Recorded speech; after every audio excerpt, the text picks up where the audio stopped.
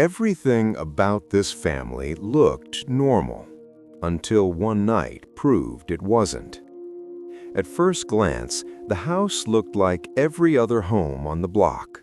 White porch lights, trimmed lawn, curtains half drawn. The kind of place you'd drive past without a second thought.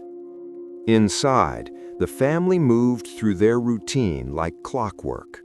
Dinner conversations were polite. Smiles were practiced. Laughter sounded real, almost too real. But normal doesn't always mean peaceful. Behind closed doors, tension lived quietly. Unspoken arguments, old grudges, side-eye glances that said more than words ever could.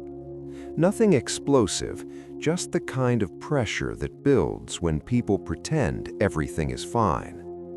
No one imagined that this night would change everything. It happened suddenly. No warning, no build-up. One moment, life was ordinary. The next, chaos. A serious crime shattered the calm, ripping through the house like a gunshot in silence. Panic followed, screams, confusion. By the time emergency lights flooded the street, nothing felt normal anymore. Someone inside that house was now a victim, and someone else, very close, knew more than they were saying. Police arrived fast, yellow tape wrapped around the home that once felt safe.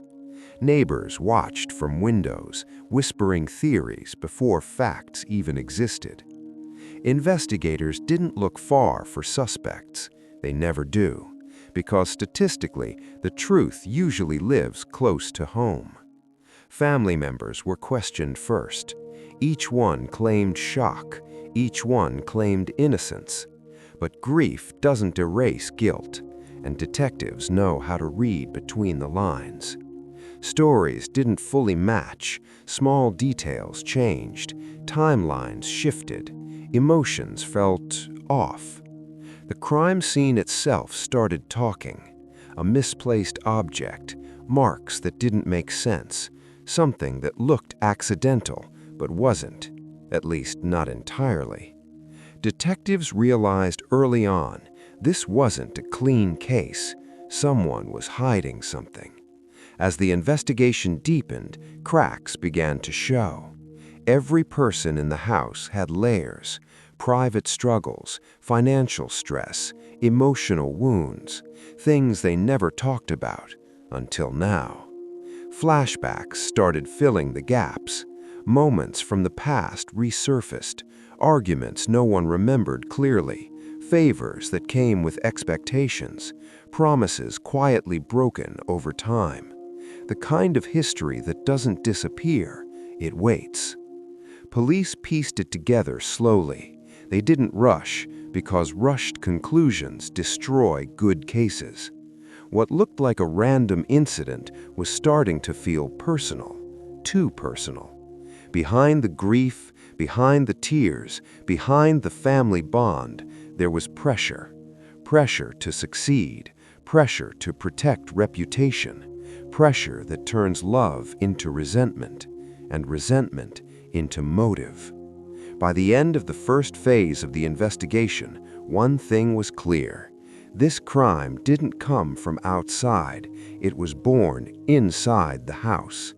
The truth was close, dangerously close, and someone sitting at that dinner table knew exactly how it happened. They just weren't ready to talk. By morning, the house didn't feel like a home anymore. It felt like a crime scene wearing a disguise. Police were back early, notebooks out, eyes sharp, patience thin. This time, they weren't asking what happened, they were asking why. And suddenly, everyone had an answer, just not the same one. Family members were pulled aside, questioned separately. What started as simple interviews slowly turned into pressure tests. Same questions, different rooms, different reactions. That's where things began to fall apart. One person remembered the timeline wrong. Another skipped over details that shouldn't be forgotten. Someone else answered too perfectly, like they had rehearsed. Detectives noticed everything: tone of voice, body language, the silence between sentences. Because guilt doesn't always shout. Sometimes it whispers. As the investigation moved forward, the past refused to stay buried. Flashbacks painted a darker picture. This family wasn't broken overnight. Cracks had been forming for years. Money issues, control issues, old emotional debts that were never paid back. One family member was drowning financially, desperate, cornered, angry at the world. Another felt ignored, pushed aside, treated like they didn't matter.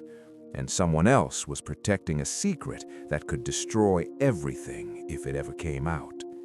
Every secret added weight. Every motive felt possible. Police found new evidence, small but powerful. A phone log that didn't line up, a deleted message recovered, an object that had been cleaned too well. Not proof yet, but suspicion doesn't need proof to grow. Detectives began narrowing the circle. One name kept resurfacing, not loudly, but consistently. Someone close, someone trusted, someone who had access and opportunity. Still, nothing could be proven, and that's what made the case dangerous. Pressure inside the house increased. Family members stopped talking freely. Doors stayed closed. Eyes followed each other across rooms. Grief slowly turned into paranoia. Who talked too much? Who stayed too quiet? Who was pretending? Police sensed it.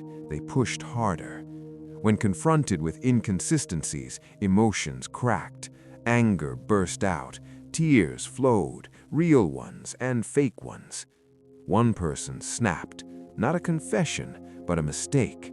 A sentence spoken too fast, a detail they shouldn't have known. Detectives didn't react. They never do. They wrote it down. Because cases aren't solved by drama. They're solved by patience. By now, investigators were sure of one thing. This wasn't an accident, and it wasn't a heat-of-the-moment mistake. This was planned, maybe not perfectly, but intentionally. Someone believed they could control the outcome, control the story, control the family. But control is fragile, and lies always leave fingerprints.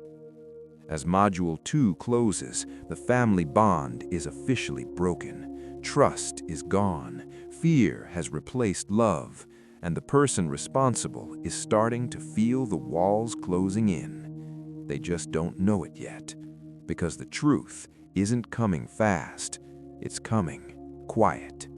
And when it hits, it's going to destroy everything. By now, the investigation had crossed a line.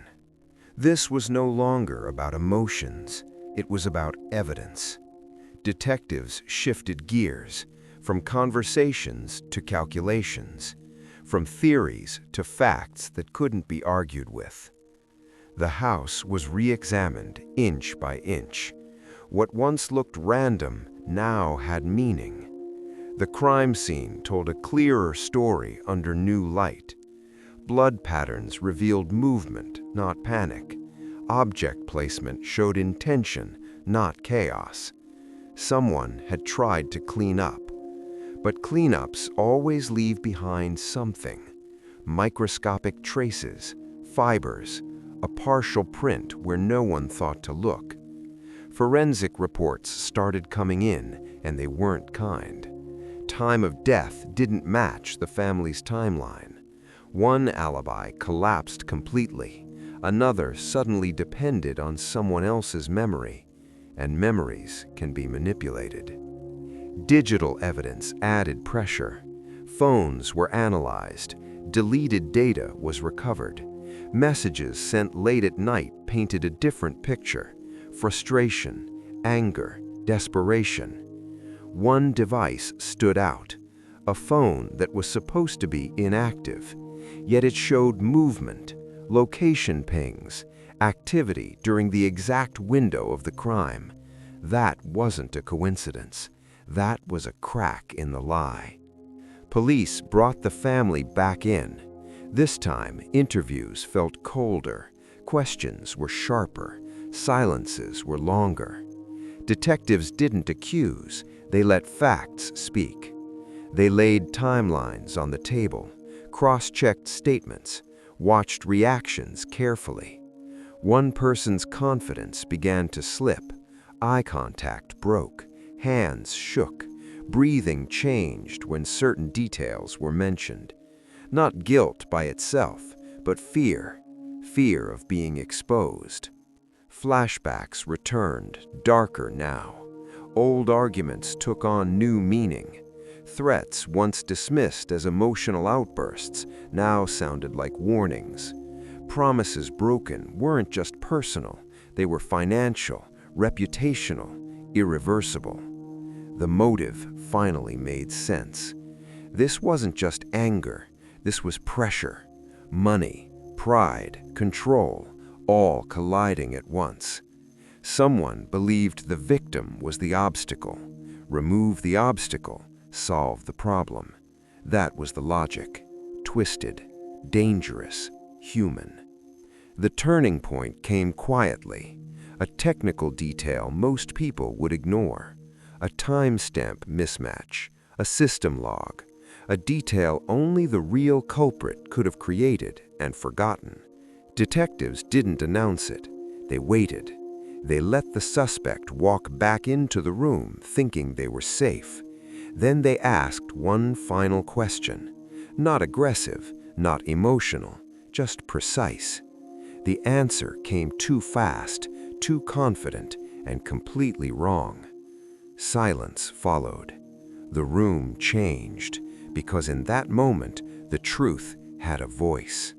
Police didn't need a confession yet. They had something stronger. They had proof. As Module 3 ends, the net is tight. The mastermind is identified, though not officially named. They know they're trapped. They just don't know how to escape. The family senses it too. Eyes avoid each other. The air feels heavy. Because justice doesn't rush. It waits. And the final collapse is coming. By the time the final interview began, the truth didn't need to be forced. It was already in the room. The suspect sat alone under harsh lights. No family, no comfort, no stories left to tell. The confidence they once had was gone. In its place sat exhaustion. Detectives didn't rush. They never do at the end. They laid everything out, piece by piece. Not dramatically, professionally. Timelines, forensic results, digital trails that couldn't be erased. Every lie now had a shadow. The suspect tried once more to explain, tried to reshape the narrative, but the words sounded empty, even to themselves. Silence stretched, and then it broke. The confession didn't come as an explosion. It came as relief, a quiet admission that the pressure became too heavy, that control slipped, that one decision turned into something irreversible. They didn't call it evil, they called it necessity. Money problems, fear of exposure, the belief that one action could fix everything.